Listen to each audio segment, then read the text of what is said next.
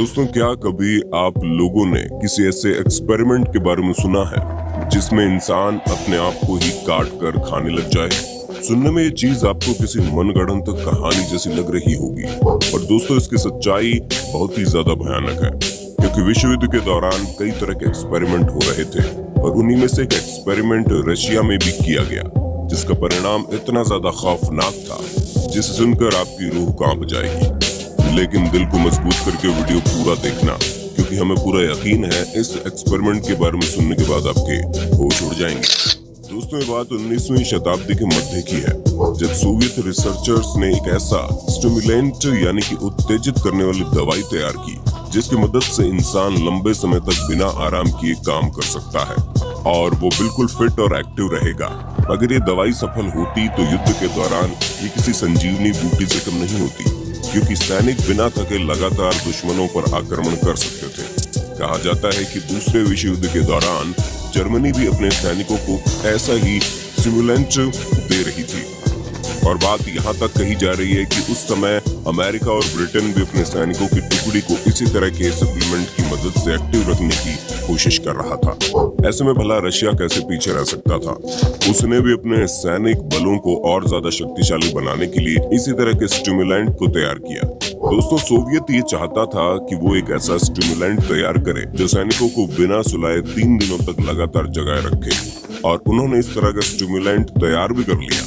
लेकिन इसे सैनिकों को देने से पहले इसका ह्यूमन टेस्ट करना बहुत जरूरी था। इसलिए दोस्तों, जब कोई चीज तैयार होती है तो उसका अलग अलग चरणों में टेस्ट होता है, और हमारी वैक्सीन वगैरह भी इसी प्रोसेस को पूरा करके हम इंसानों के पास पहुंचती है। लेकिन सोवियत के रिसर्चर्स के सामने सबसे बड़ी दुविधा ये थी कि वो टेस्ट के लिए किन का इस्तेमाल करेंगे, क्योंकि एक्सपेरिमेंट के खतरे के बारे में उन्हें अच्छे से पता था। फिर रिसर्चर्स के दिमाग में खतरनाक आइडिया आया और उन्होंने सोचा क्यों ना 1940 के दौरान युद्ध में पकड़े गए कैदियों पर यह एक्सपेरिमेंट किया जाए, क्योंकि उन्हें उनकी जान से कोई लेना देना नहीं था।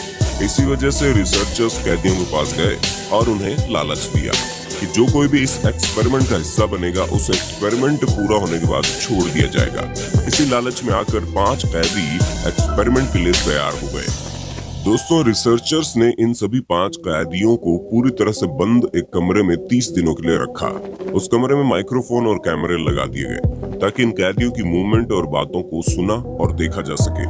हालांकि इस कमरे में इनके खाने के लिए ड्राई फ्रूट्स, बिना बिस्तर का सिंपल बेड और पानी के साथ साथ टॉयलेट की भी व्यवस्था की गई, और इसके बाद इस कमरे में वैज्ञानिकों द्वारा तैयार किए गए फॉर्मूले को गैस के रूप में छोड़ दिया गया। दोस्तों, शुरुआती 3 दिन तो पूरी तरह से परफेक्ट गए। रूम में मौजूद गैस अपना काम कर रही थी और हर कैदी बिना आराम के काफी एक्टिव होकर एक दूसरे से इंटरैक्ट कर रहे थे, और इस चीज को देखकर रिसर्चर काफी खुश हुए। वहीं दूसरी तरफ कैदी अपनी आजादी का बेसब्री से इंतजार कर रहे थे, क्योंकि उन्हें पता था कि अगर वे 30 दिनों तक इस कमरे में रह गए तो वापस अपने घर लौट सकते हैं।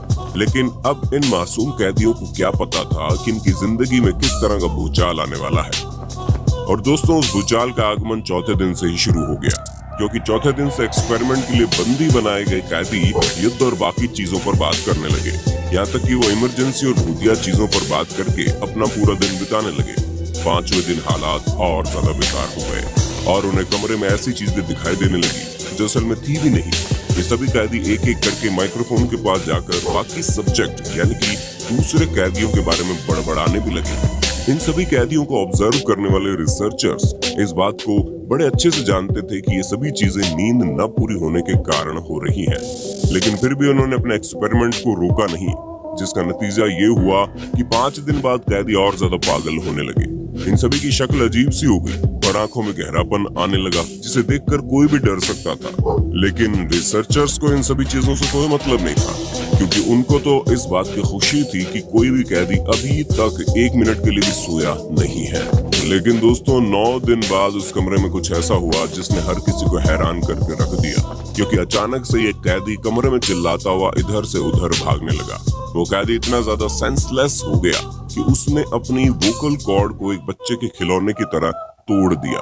पर फिर भी रिसर्चर्स ने कुछ नहीं किया और कुछ दिन और बीते। पूरे कमरे में भयानक शांति छा गई, जहां पिछले कुछ दिनों से कोई भी कैदी कमरे पर दिखाई नहीं दे रहा था। अब यहाँ सबसे बड़ा सवाल ये आता है कि ये सभी कैदी गए कहाँ, क्योंकि रूम में मौजूद ऑक्सीजन लेवल 5 लोगों के सांस लेने के बारे में बता रहा था। इसलिए रिसर्चर्स ने सोचा क्यों ना इनके पास जाकर इनका हाल देखा जाए। ऐसे में इन्होंने इंटरकॉम के जरिए सभी कैदियों को ये बोला कि वो माइक्रोफोन को टेस्ट करने के लिए कमरे को खोल रहे हैं, इसलिए सब दरवाजे से दूर लेट जाए, वरना किसी ने भी चालाकी करने की कोशिश की तो उसे मार दिया जाएगा और जो लोग समर्थन करेंगे उन्हें जल्दी रिहा कर दिया जाएगा। दोस्तों, रिसर्चर्स के इतना कहते ही कमरे से जो आवाज आई उसने हर किसी की बोलती बंद कर दी, क्योंकि इन 5 कैदियों में से एक कैदी ने माइक्रोफोन के पास आकर कहा कि अब हमें रिहा नहीं होना है। कैदी द्वारा इस बात को सुनकर रिसर्चर्स ये समझ नहीं पा रहे थे कि उनके इस बदलाव का कारण क्या है। वो सोचने लगे क्या ये कैदी उस गैस के आदी हो चुके थे जो उनके कमरे में छोड़ी जा रही थी, और इसी बात को कंफर्म करने के लिए रिसर्चर्स ने कमरे के अंदर जाने का फैसला किया। लेकिन कमरे में जाने से पहले उन्होंने उसमें अटैच 5 इंच के छेद को खोल दिया ताकि कमरे के अंदर मौजूद गैस को बाहर निकाला जा सके और कमरे में हवा आए। जैसे ही रूम के अंदर से गैस जा रही थी उतने में ही कैदियों के चिल्लाने की आवाज आई कि उन्हें वो गैस वापस दी जाए। इस चीज को सुनकर रिसर्चर्स ये समझ गए कि अब सही में कैदी उस गैस के एडिक्टेड हो रहे हैं, क्योंकि इस गैस ने कैदियों के दिमाग में काफी गहरा असर डाल दिया है। ऐसे में जब कमरे को पूरे 15 दिन बाद खोला गया तो नजारा सामने था। उसे देखकर रिसर्चर्स ने अपने दांतों तले उंगलियां दबा ली, क्योंकि रिसर्चर्स के सामने एक डेड बॉडी होती है जिसके शरीर के हिस्से किसी खुली किताब के पन्नों की तरह जमीन पर पड़े होते हैं। कुछ लोग अपनी बॉडी के पार्ट्स को खाते हुए दिखे। हालात इतने ज्यादा बिगड़ गए थे कि कमरे में मौजूद एक कैदी ने अपनी उंगली को ऐसे खाया था कि सिर्फ उसके अंदर का कंकाल ही मौजूद था और पूरा कमरा उनकी खतरनाक चीजों से भरा पड़ा था। जब रिसर्चर्स ने करीब जाकर देखा तो उन्हें हालात की गंभीरता का अंदाजा हुआ, क्योंकि सभी कैदियों को देखकर यही लग रहा था कि उन्होंने खुद अपने आप को नुकसान पहुंचाया हो। कमरे का नजारा हॉस्पिटल के पोस्टमार्टम रूम से कम नहीं था। कैदियों ने अपने आप को बहुत ही बुरी तरह से घायल किया हुआ था। कुछ ने तो अपने सीने के ऊपर की मसल्स तक को निकाल दिया, यहाँ तक कि उनके शरीर के आंतरिक हिस्सों को साफ साफ देखा जा सकता था। इन सभी को देखकर ये लग रहा था कि जैसे कैदियों ने अपने खुद की ही सर्जरी की हो, और ये सब कुछ करते वक्त इन कैदियों को जरा सा भी दर्द नहीं हो रहा। दोस्तों, कैदियों के इन हालात को देखकर सोल्जर्स को बुलाया गया ताकि इन्हें कमरे से बाहर निकाला जा सके, लेकिन इन्हें कमरे से बाहर निकालते वक्त 5 सोल्जर्स को अपनी जान गंवानी पड़ी। जैसे ही ये कैदी बाहर आए तो डॉक्टर ने इन्हें काफी मात्रा में मॉर्फिन इंजेक्ट किए ताकि ये लोग बेहोश होकर आराम कर सके। लेकिन तभी एक कैदी की बॉडी में अचानक खून निकलने लगा और वो वहीं पर मर गया। हालांकि खुशकिस्मती से बाकी के 3 कैदी मॉर्फिन के असर से आराम करने लगे। फिर उन्हें एक सिक्योर जगह पर रखा गया। इन सभी चीजों को देखकर रिसर्चर्स ये समझ गए कि उनमें कोई ना कोई गड़बड़ हुई है।